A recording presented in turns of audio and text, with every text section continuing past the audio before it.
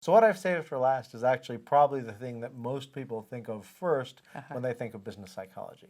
And they think of things like like putting scarcity on things and time limits and sales and offering bargains and all these ways of manipulating people, premium pricing, the big one is scarcity. I see this now on the internet all the time. You have one day to take Yeah, advantage of this yeah, yeah. offer. Does that work?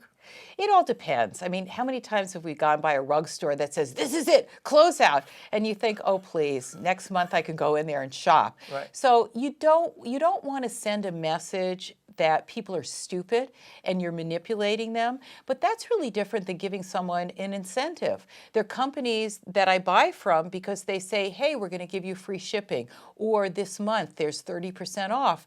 Well, that's great. So that is going to motivate me to not put off ordering the things that I was going to order because 30% off is significant and I want to save money. I don't think there's anything wrong with incentives. You just don't want to be manipulative or treat people like they're stupid. Right, having this month only, going out of business. The going out of business Going out of sale, business, yeah. and they're always in business. It's like, Yeah. how did that happen? Yeah, yeah.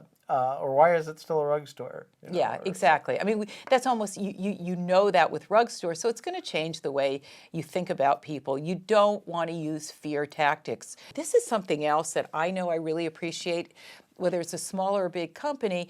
If something's going on and it's really expensive, or I really feel like, God, I don't know if I want to do that, for you to genuinely acknowledge that they've been a customer for a really long time, and you can say, you know what, I really appreciate that. Let me just knock 10% off. What I don't appreciate, and we've also come to know this, you call up the phone company or somebody else, and you know they're going to take off the $20, that there's something that's just not that kosher. And you have to go through the shame spiral lecture, which is, okay, but we're only going to do that this time. Right. That's not our policy, but we'll do it this one time, right? Right. It's like you just assume they're going to do that, and you go, yes, I understand. Thank you so much for doing that. Yeah. So it's a dance that you expect you're going to have to do to get your, $23 that they shouldn't have charged you off your bill.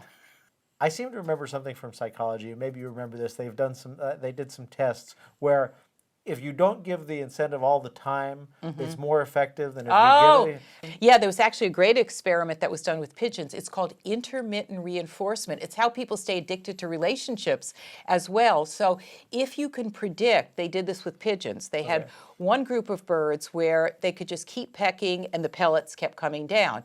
They had another pigeon who never knew. There were random pecks. Sometimes 3 pecks, the pellet would come down. Sometimes 1, sometimes 10. And then there was the third one where peck, peck, peck, nothing ever happened. Well, the one that never knew when the pellets were coming down was the pigeon that just kept pecking away. And it's called intermittent reinforcement, never knowing this could be the time. Ooh, let me check in with that business. Maybe this is the week they're going to give me the free shipping. Right. Yeah, which is, sometimes you get that at restaurants. Yeah. Every now and then they'll give you something on the house. Right, and it becomes a conditioned response that makes you want more and to come back because you never know when the reward is coming. Right. So that's one thing I always found interesting, counterintuitive to what you might think. So on the subject of giving people incentives, I know I've always been on the fence as a business owner. Do you want to give incentives to those loyal customers? There's those loyalty customers, or do you give the incentives to the new customers? So oftentimes, it's like you've been going to the same place all the time, and the new guy is getting the discount. Right. So, right. Well, I think that's true. I mean, it seems that that's become the norm, that you always get some kind of a discount if you're a new customer. I mean, I find that all the time. 30% off, 25% off for the first purchase.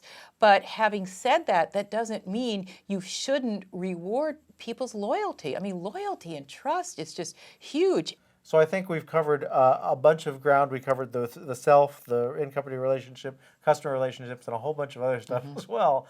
And I want to thank you for coming on and being on our second ever interview. It's my pleasure, as always. Thanks a bunch.